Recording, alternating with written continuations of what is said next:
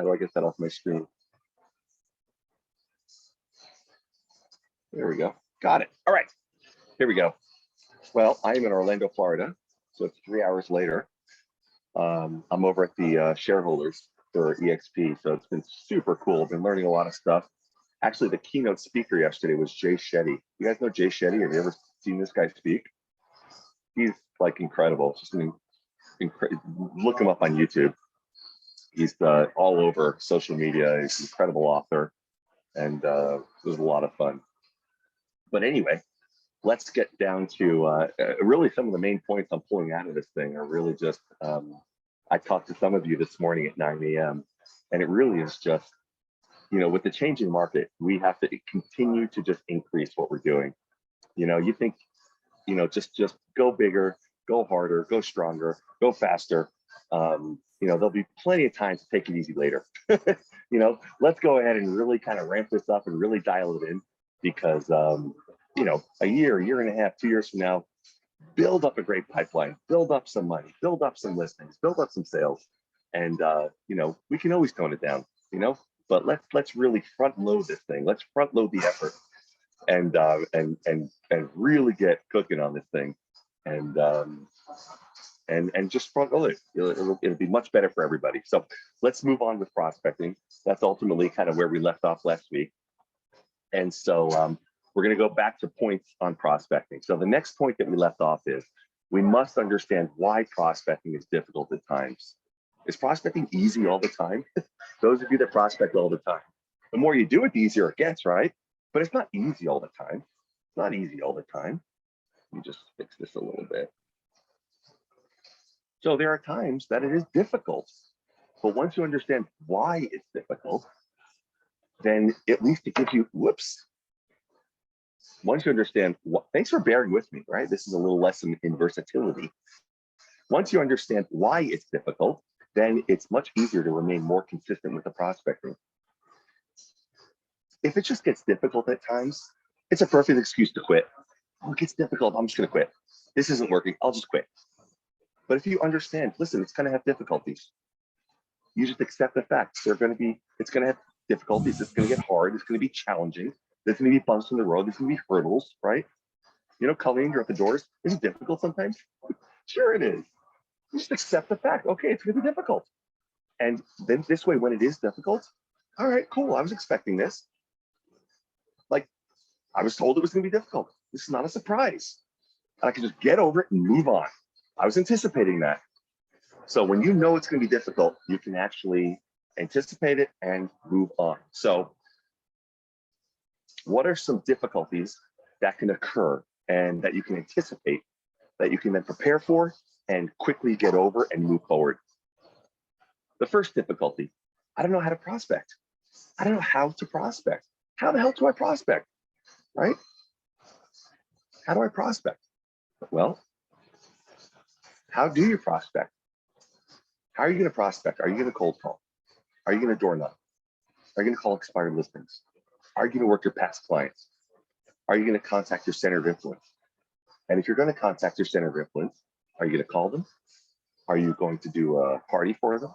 Are you gonna do some kind of gathering? Are you gonna do an event, right? Like, so just determine how you're going to prospect. Maybe write down 1 or 2 or 3 different ways that you can prospect. You know, have a few different legs to your table to make it nice and strong.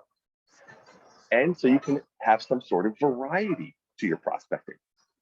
So that's the first level of difficulty. I don't know how to prospect. Well, let's determine how you can prospect. What are 2 or 3 ways you can do that? Difficulty number two, I don't know what to say. Okay, so let's say you're going to prospect your past clients. Let's say you're going to door knock. Do you know what to say? Do you know what to say? Well, if you don't, there's a lot of different sources on finding out what to say. One is certainly going online. Mike Ferry has scripts. Tom Ferry has scripts. There's 100 different coaching companies out there, and they all have websites. I just happen to like Mike Ferry scripts. They're all free. Does anybody have any questions on what to say in any prospecting situation that wants to raise that question right now? If so, just raise your hand or speak out, and we can come up with a script right now that can fill the void on not knowing what to say. Anyone at all, or everyone's kind of got that clear?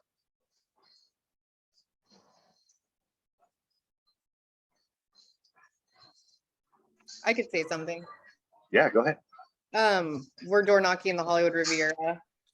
Yep. And it's a lot of older folks. And they all pretty much say that, you know, they're gonna die here. Yep. So it's always like kind of a dead end for us. You know, you want to keep it light and playful when they say something like that, but you don't really know where to take it. So it's just kind of like, all right, well, nice to meet you kind of thing. And you move on. I've got two ideas for you. The first one is, you know, I appreciate you thinking about it. I'll tell you, I've got a personal goal to help 2 families this month either buy or sell a home. Who can you think of that needs to buy a home this month? Can you think of anyone?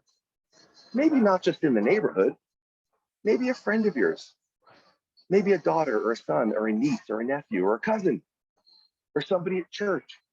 Somebody that you know must need to buy a home or sell a home.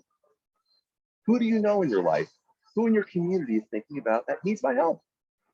And they And say, you- nobody. Okay, that leads me to question number 2. Here's my second question. I'm curious. Which home in the area do you think is the next one to sell? I don't know. Which one do you think is the next one to sell? Somebody's going to sell in the block or in this neighborhood. Which one do you think is the next one to sell? I mean, there's got to be one. I don't know which one. Which one do you think? So Jim Goodrich, that client, right? Jim, he called me up the other day. He ended up listing with, I think Denise O'Neill. Why? I don't. This is getting recorded. Scratch that. She's a great agent. Anyway, he listed with another agent, right? And but he calls me up and he goes, "Hey, I've got some fresh berries I picked. You know, can I drop them off at your office?" I said, "Oh, I'm not in the office right now. I'll swing by tomorrow because I'm going to be in the neighborhood." So I swung by his house, right? And I picked up some berries. He picked some berries. I said, "Oh, it's really nice of you, Jim." I knocked on the wrong door. I knocked on the guy across the street. And I told Jim, I knocked on the wrong door. I knocked on your neighbor's door. And he goes, "Oh, that lady, she's really old. She's in the hospital. That was her son you talked to, whatever."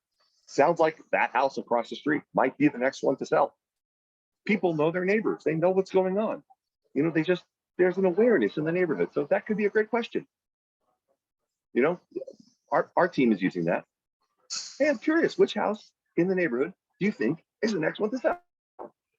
It's a game, right? Everyone play that game with me. What do you think? You know, just inject a little fun. Okay? Yeah, sounds good.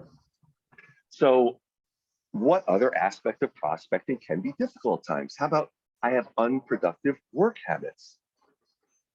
I have unproductive work habits. Boy, let's say you start prospecting and Daniel, you know, you're on Caskey's team and you're going to go out there and you're going to prospect every day. And the first week you do great, but then your old unproductive work habits start to creep in and all of a sudden you get away from the initial excitement. It starts to wear off. And then you realize those unproductive work habits start creeping their way back in. And all of a sudden, one day goes by, 2 days, and then 3 days, and then a week, and you haven't prospected. And all of a sudden, you're back to your old ways. So do you have unproductive work habits? Do you have an awareness of that? Do you have an accountability plan in place? You know, that's a real thing. Now, Colleen, you have a team of people around you. Sean, Chad, there's people around you so that we hold each other accountable, right? But Phil, I don't know if you have anybody around you, right? To make sure that you don't fall into bad habits, right? If you don't prospect, who's holding you accountable to that? You know, Daniel, if you don't prospect, is somebody holding you accountable? Or does anybody even notice? That's important. So if you do have unproductive habits, are you the one holding you accountable? Or do you need to set up some level of accountability, right? Because we can know what to say. We can know what to do. But then, like, we've got to take massive levels of action. And who's the gatekeeper of that action? Like who's the cop? Who's the cop at the door saying, who's the warden saying, come on, let's do this. Let's get to work. Come on, I believe in you, So sometimes we need that. We need that person holding us accountable. The fourth part of prospecting that can be difficult at times, that you can't handle rejection well, or you can't handle acceptance well, or you can't handle embarrassment well. That's really interesting. Well, when you start practicing, when you start prospecting, do you get rejected ever? Sure you do. So Colleen just mentioned that. You get rejected all the time. You knock on doors, rejection, rejection, rejection, rejection. Well, if you've never prospected before and you start getting rejected time after time after time, well, if that's a new thing for you, that could feel a little awkward, right? Like, how do you handle rejection? Chad, we talked about this, and Sean, we talked about this. What about handling acceptance? What if you actually start having success? What if you actually take some listings and have success? Can you handle the acceptance? Meaning, what if you really start making some money? Do you automatically get complacent? Whoa, let me just peel it back a little bit. How much is too much? Too much. Can you handle embarrassment? Are you willing to risk your ego a little bit? Is it a little bit of a risk of an ego to prospect? For me, it is, but I'm okay with that. Calling a past client, calling a center of influence, and saying something like, hey, I've got a goal. I wanted to reach out to you. I've got a goal to help 2 families this month to buy or sell a home. And I wanted to call you and ask you if you could help me fulfill on that goal. Who do you know that needs to buy or sell real estate right now? Any referral would be so appreciated. Who do you know? Is that a risk to my ego if they say, what the hell, are you desperate for business? Why are you calling me? Now, would anybody actually say that to you? No.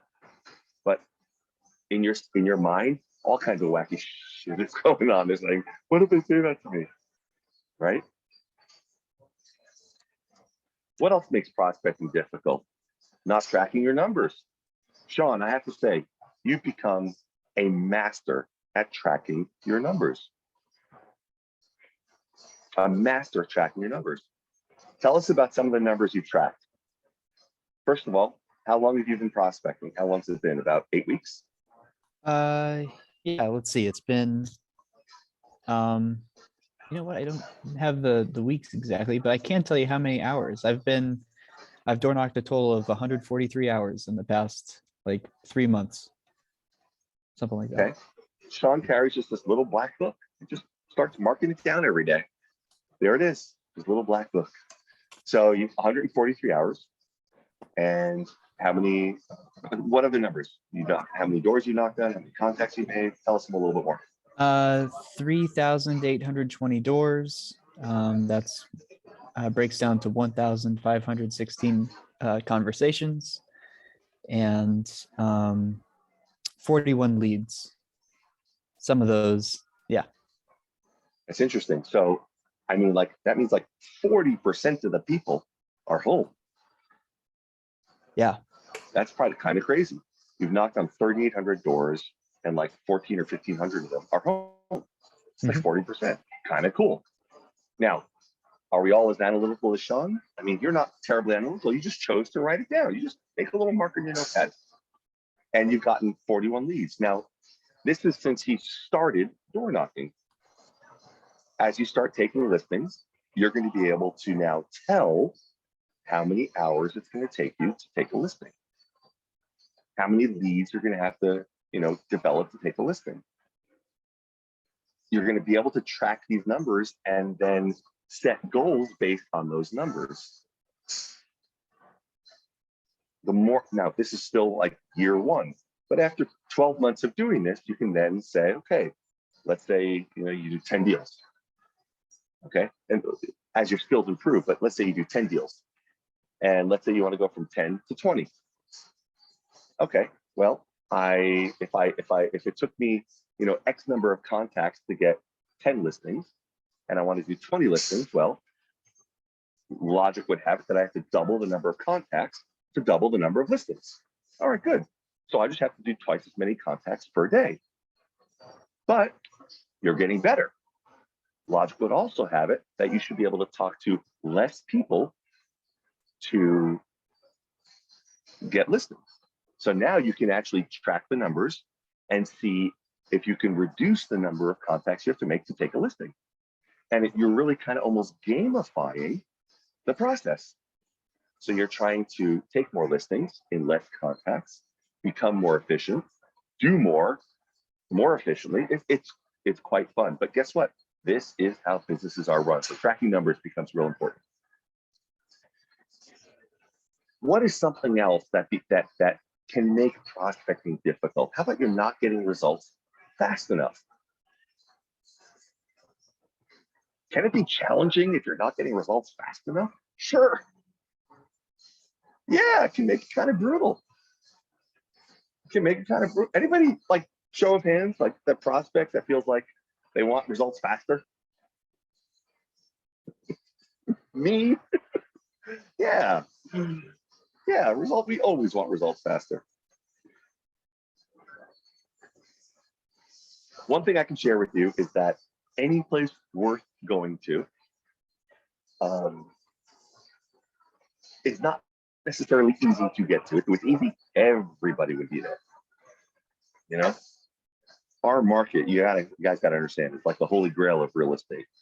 I'm in Orlando at this big real estate conference, and there are people that work in markets that get $3,000 commission checks, right? Not 30 or 40 or $50,000 commission checks.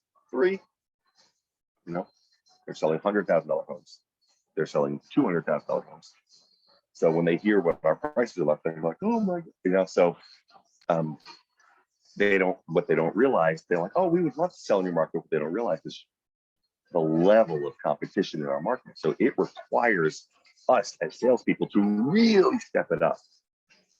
And it requires us to learn how to deal with not getting results fast enough. So I don't know. All I can say is just keep stepping it up. And that's what the point of these calls is. The whole point of these calls is that this is not about sugarcoating anything. It's just about really stepping it up every single day. Every single day. That is the brutal truth of how we are going to squeeze, the juice out of what this business offers to us. And the juice is worth the squeeze in this business. It really truly is. The last challenge of prospecting, and this is the big one for most people, that they have a basic fear of prospecting. A basic fear of prospecting. Let's look at this, because guess what? I have a basic fear of prospecting. It doesn't stop me from doing it, but I have a basic fear of prospecting. So it's a natural thing. Totally natural. Anybody with me on that? Or does anybody just have zero fear when it comes to prospecting? I'll just go out and talk to people, no fear whatsoever. And first of all, does anybody have no fear when it comes to prospecting? Like literally zero, they can just go out there and it's like nothing? Anyone? Sean, are you completely 100% fearless or no? Okay, because you seem like you're like a duck to water. I mean, you really do feel, to me, you seem like, I'm just going out there, I'm just crushing it. I mean, I'd say it gets easier to push through it the more you do. So exactly. When I first started, and I heard that, you're all about door knocking. I remember before you had me going out there, I was like, no, I'm not doing that. But yeah, look at me now. yeah. Door knocking, like door knocking.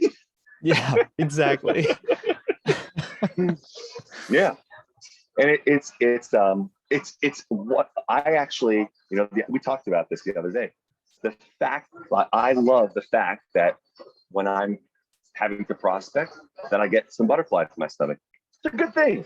It's a good thing. It means I'm feeling uncomfortable. And that means that there is growth taking place. If we are totally comfortable, if we're not feeling that butterflies in our stomach, if we're not feeling uncomfortable, then we're not moving anyplace new. There is no growth happening. And if there's no growth, then you cannot expect to move past exactly where you're at today. Where you're sitting right now in your life, financially or otherwise, it's, where you've been brought to this place you're at right now, and right now it's comfortable.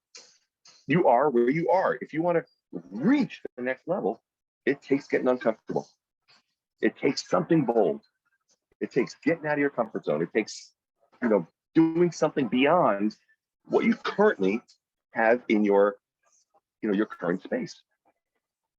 And that ain't comfortable, right? Chad, you door knocked 4 hours yesterday. Hell yeah, man. That is not comfortable. Well done. Well done. That is outside of your comfort zone. 6 months ago, you go to this guy and say, you're going to door knock for 4 hours. He'd be like, you are out of your mind. There's no way that I would ever do that, not in a million years.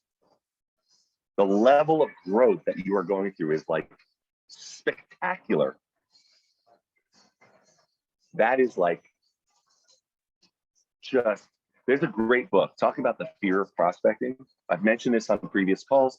Feel the fear and do it anyway by Susan Jeffers. In the book, she says, everything that you want in life is on the other side of fear. Everything that you want is on the other side of fear. And there's a couple of very simple ideas about fear. One of the couple of things. One thing is that the anticipation of that thing you fear many times is worse than doing the actual thing itself. So the anticipation of prospecting, once you understand that, when you actually prospect, you're like, what? That wasn't that bad.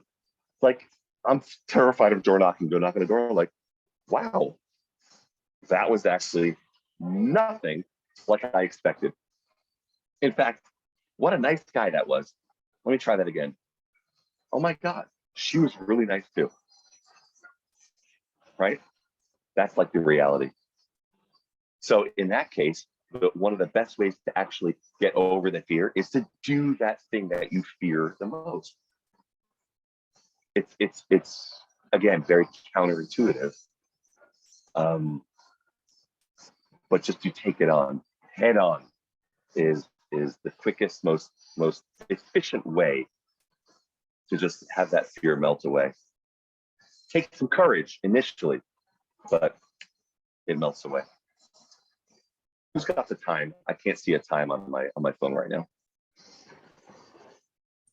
It's 11:25. Okay, perfect. Let's cover a few more quick ones.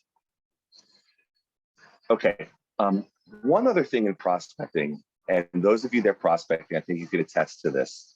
Knowing what to say is like the savior of prospecting. One of the things that really makes it hard to prospect is when you have to like wing it, when you have to like, go by the cuff or fly off the seat of your pants.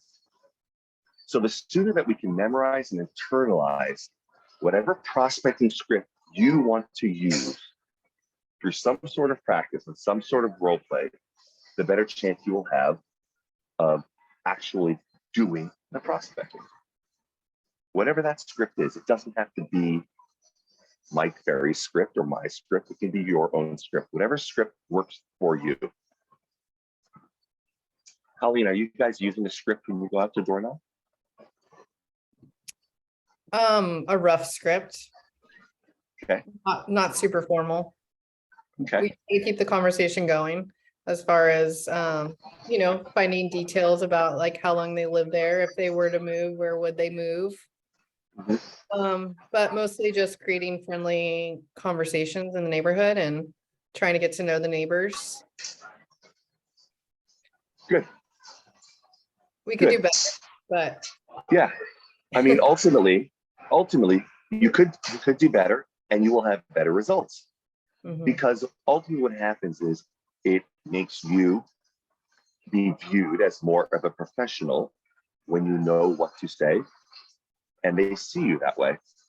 It's more comfortable for the prospect when you, the agent, are leading the conversation and there isn't some sort of awkward moment of silence. When they open the door and you open it up with a very simple script. They don't know it's a script, but it's very comfortable when you say, hi, my name's Colleen. I'm a local real estate agent, and this is why I came by today. And then you ask them a question, and you have a second question, and you give them some information. And they can all be getting to know you types of pieces of information, but it can be there as a deliverable piece of valuable content, script in other words. So there's a certain rhythm to the conversation. So by knowing what to say, the prospect just feels a more engaged sense of the experience. Does that make sense? mhm. Honestly, Colleen, you are using a script. You tend to say the same things door after door after door. Might as well just write them down and have some sort of format because you're already doing the same thing over and over again. Might as well just put a format behind it so that it flows a little better. It'll make it easier for you and it'll make it feel better for the prospect. Yeah. Okay. So the next line is for you, practice and role play those scripts. And also practice and role play the most common objections you receive while prospecting, or the most common things that people say to you. If you are in a community where there's a lot of elderly people and they all say the same thing, then understand how to handle that condition or objection and lead it into whatever your closing statement is or your closing question about who do they know and what your goals are and who else in the, who else in the community. Okay. I mean, if this stuff is going to come up over and over and over again, there's no reason not to be prepared for it, right?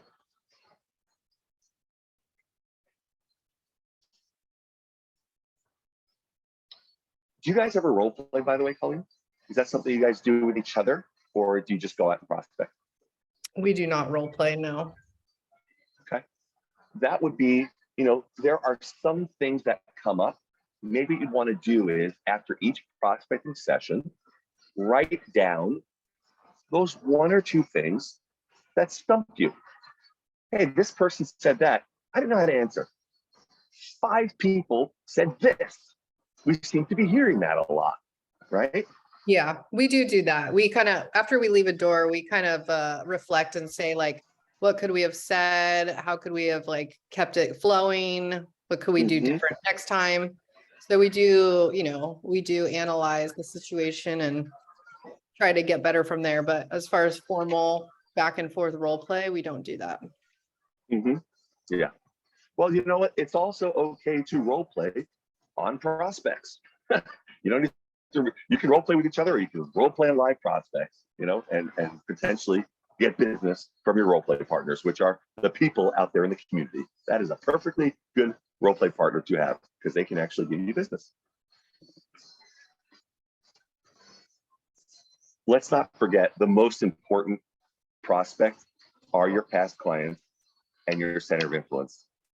So for everybody, don't ever forget that, sure, there's a lot of people out there that we don't know. There's cold prospects, there's communities, but past clients, center of influence are the most fruitful people that we should be taking care of no matter what. These people really want to support you. They really trust you. They like you. Don't assume they will call you when they need your help. Don't assume they will call you when their next door neighbor needs to buy or sell. Don't assume they will call you when their brother or their sister or their cousin or their coworker needs to buy or sell.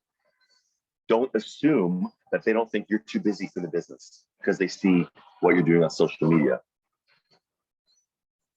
You must call these people and participate with them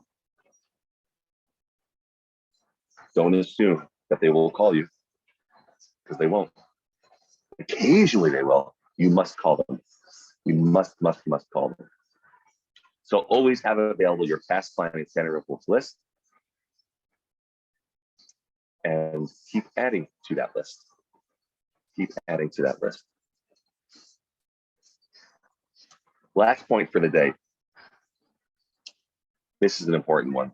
Since you're going to be prospecting for the rest of your life, your business life, in some capacity, right? Work daily on your mindset. Prospecting is a major part of your job. Work daily on your mindset, right?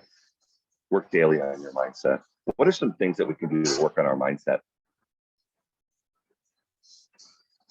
What are some things that you guys have done to work on your mindset, or that you're currently doing to work on your mindset?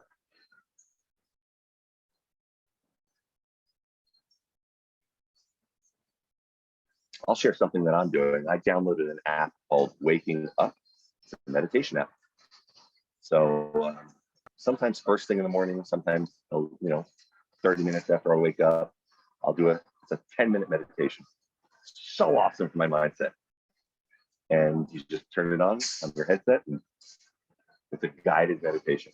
Great thing to do. Read an inspirational book. Exercise always makes me feel better. Yeah. What kind of exercise do you do?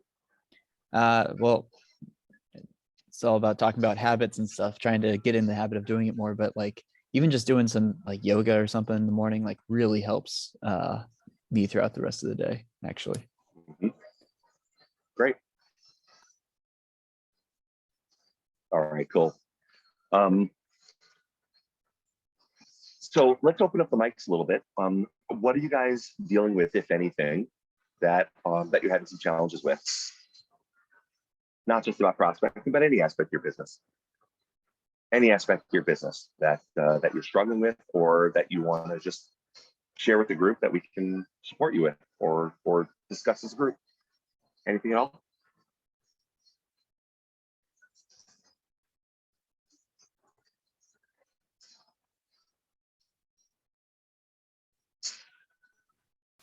I'll share something. Potential litigation. First time in my career. So that's been rather challenging. It's been draining me for like a whole month now. So potentially my buyer is going to close and then sue the seller for non-disclosure. Mm-hmm. So very fun. Having a great time right now. Yeah. Yeah, I mean, if there was ever a sort of litigation to be involved with, I mean, at least it's not directed at you per se. Because that's never fun when you get named, you know? Right. It's just like, geez, that's never fun. Yeah, I mean, the best thing I could say is stuff happens, of course. And as best, because it's not only is it can be time consuming, because, you know, they might say, I need this document, I need this paper, you know, they need stuff from you. You're their partner in, you know, in this process, and they need information from you, but it's emotionally draining, right? I mean, there's an emotional aspect to this. It is. Although buyer is really excited because seller and seller's agent are totally exposed. So he's actually excited to sue. So yeah, go for it. Okay. Yeah, what I would, my best suggestion is try and compartmentalize that as much as possible, and just kind of put it off to the side, and do your best to not put too much time, effort, energy into that. Just put it into a little compartment somewhere, and focus on the things that are going to, you know, look forward, not backwards. You know, these are the types of things that can absolutely consume a major portion of your day. These are the types of things that if left unchecked, your mind could just, you could spend an hour or two daydreaming about what could happen, and getting like, these are the types of things you could start to talk to other agents about, and talk to your spouse about, and talk to the buyer about, and conjecture, and like all of a sudden it's like, it's something that could suck a tremendous amount of time, a tremendous amount of emotional energy, and really not move your life, your business in a productive way. So, And it's precisely what's happening. My wife is consumed by it. My friends are consumed by it. Attorney friends. It's like, yeah, it's interesting. It's almost like a form of gossip in a sense. Not that it's gossip, but it has that same intent. It can take on that level of like rapid emotional like speed of like taking over mind share, you know. So it sometimes it's, yeah, you have to just find a way to just compartmentalize, just put it in a mental file or mental drawer somewhere, put it into that file, close it, lock it up. Okay, I'm not going to think about that until it's called upon. I'm not going to bring it up. I'm not going to talk about it. And I'm just going to, you know, follow, you know, a schedule of the thing. What might even help really is to actually write out a schedule of what you're going to do today, tomorrow, you know. I'm going to call my past clients. I'm going to call my center of influence. I'm going to work on this and literally time block out a schedule, because left unchecked, it's very easy to default into, what could happen? All right, they could probably sue this. They'll go to court. They'll probably get this. Maybe look at 100,000. It's like, yeah, I don't know. So anyway, just try and focus on some positive, you know, positive future that you can kind of lean into. Cool, good stuff. What else? What else you guys working on? You kind of touched on it in that last one. Something that I'm finding myself struggling with is the actual scheduling part, especially when we're looking at doing like, you know, really trying to ramp up the amount of door knocking that we're doing and everything. You know, 3 hours is pretty easy to do, but once you get into like 4 or 5, 6 hours, you know, or I've talked to a solar door knocker while I was out, and he does like 6 to 7 hours a day. The whole thing is like, you know, I don't even have kids or anything, but I'm just like, how, like, I feel like I don't have enough time in the day for what I'm doing. And it makes me think like, how could I ever even add more things to that? I don't know. It's like, I feel overwhelmed with the stuff, and it's, you know, and there are people that have more responsibilities than I do, which blows my mind. Do you want the nice answer, or do you want the actual? Whoa, you want the nice answer, or do you want the actual answer? Give me the actual answer. It's not important to you. It's not important. Which part? Doing more. It's 2 questions. How badly do you want it? How badly do you want it? And what price are you willing to pay to get it? Brent Gove told a really interesting story about the Cinderella Man, that movie with Russell Crowe. Right? Very quickly. Has everybody seen that movie, or anybody not seen that movie? Very quickly, it's about a boxer in the early 1900s. He becomes a fantastic boxer, makes a lot of money, you know, has some degree of fame, and then he gets, you know, the tar beat out of him, loses the fight, breaks his hand, and then he, you know, he was fighting for money. Then it's a true story. Then the 1928, 29, the stock market crashes, the Great Depression hits. He can't find work. He goes down to the docks. His family is starving. They can't pay for heat. They can't pay rent. They can't buy food. His kids are starving. His wife is starving. They are literally freezing to death. There's months and months and months of this. They can't even support their family. Finally, after, you know, their kids have to leave and stay with family. They can't. He's a broken man. Finally, he gets the fight, and for $50. And he, after like a year of like suffering, he beats the crap out of this guy, and he gets another fight. and he beats the crap out of that guy. He claws and fights his way back. And eventually he fights his way up to a title bout. And I'm doing totally disservice to the actual story. You got to see the movie. But he's sitting in a press conference at this title bout, and the guy says, "What changed in you? You know, you became this incredible fighter. What changed?" And the guy goes, "I know what I'm fighting for now. I know what I'm fighting for. I'm not fighting for money." And the guy goes, "What are you fighting for then?" Because he couldn't even pay for food, he couldn't pay for milk for his kids, couldn't pay for ham, he couldn't pay for anything. The guy goes, "What are you fighting for?" He goes, "I'm fighting for milk." Everyone's like, "What?" Confused. He was fighting for milk. He was fighting just to feed his family. He had a whole different passion, a whole different desire. It's like he was literally fighting for the air he was trying to breathe, you know?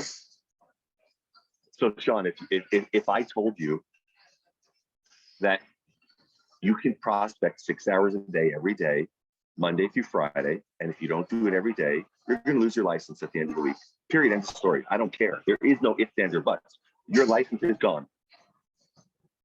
If you practice, if you do it for 5 hours and 45 minutes one day, I don't care. Like, good job. Your license is gone. You lose it. Period.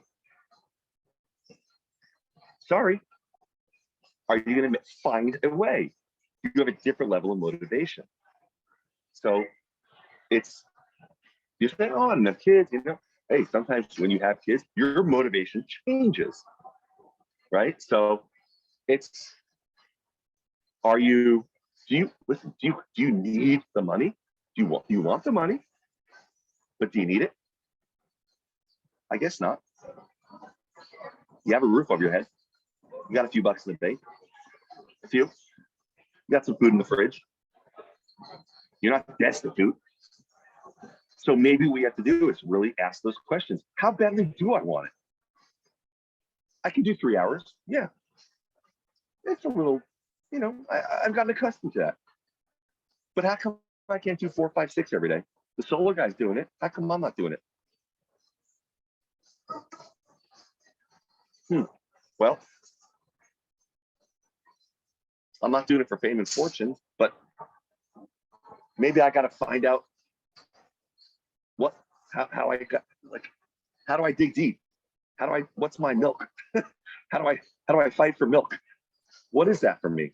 Why do I want this?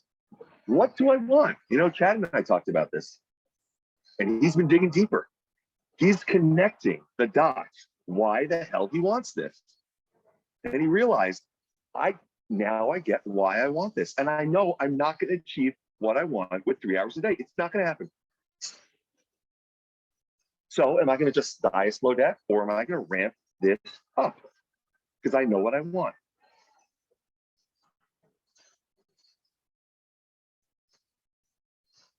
So I would spend some time as soon as you hang up this phone and really take 20 or 30 minutes. Write down what you really want. What are your goals? Truly. Why do you want it?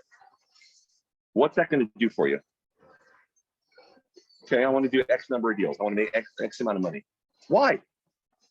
What's that money going to do for you? I want to buy a house. Why? A car is not that exciting. You drive the car 1 week, it's a used car. You're going to be thinking about the next car.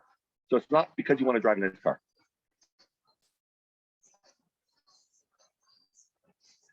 Ed Kaminsky has a really interesting exercise. Write down 20 goals, 20 reasons why. You're going to write down 3 or 4 obvious ones, but then when you have to get creative and write down 20, then you start getting really digging deep.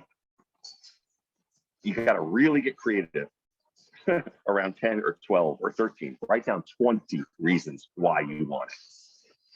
Then you can start to really dig into, oh shit, now we're getting somewhere. Really figure out why the hell you want this. Then you can answer that question. Why do you want it? And what price are you willing to pay to get it?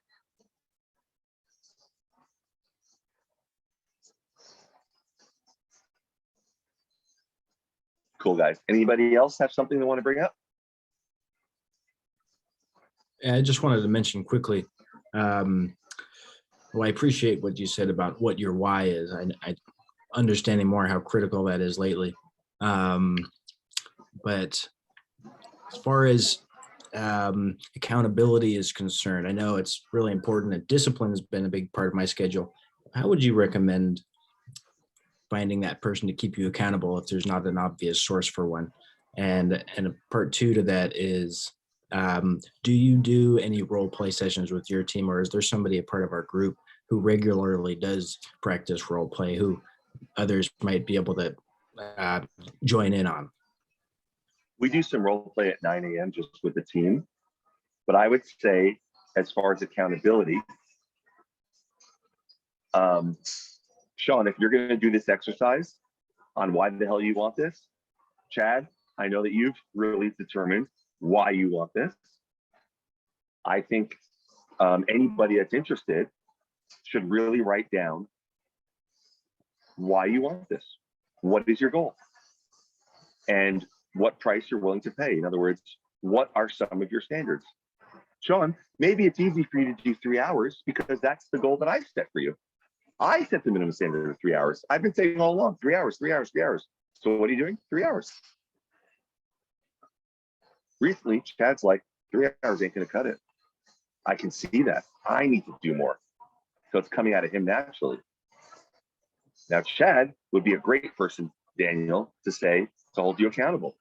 Because Chad's gonna say, dude, we need to do more. If I'm gonna do what I need to do, I need to step up, and so do you. That's the kind of person you need to hold you accountable. So there has to be some level of like, we need to hold each other accountable. So yeah, let's start to.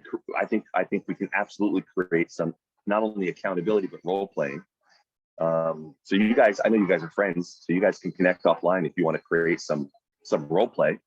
And if you're going to, let me know, and I'll teach you how to role play effectively. Because you have to role play properly. You can't do ineffective role play. That just makes you practice poorly and then prospect poorly. So we want to practice perfectly. Okay. So why don't you guys let me know if you want to set something up? Sean, come up with your, what the hell are you doing this for? And then, you know, we're going to uncork this thing. We're going to really step it up. Okay. Good stuff, guys. It's fun.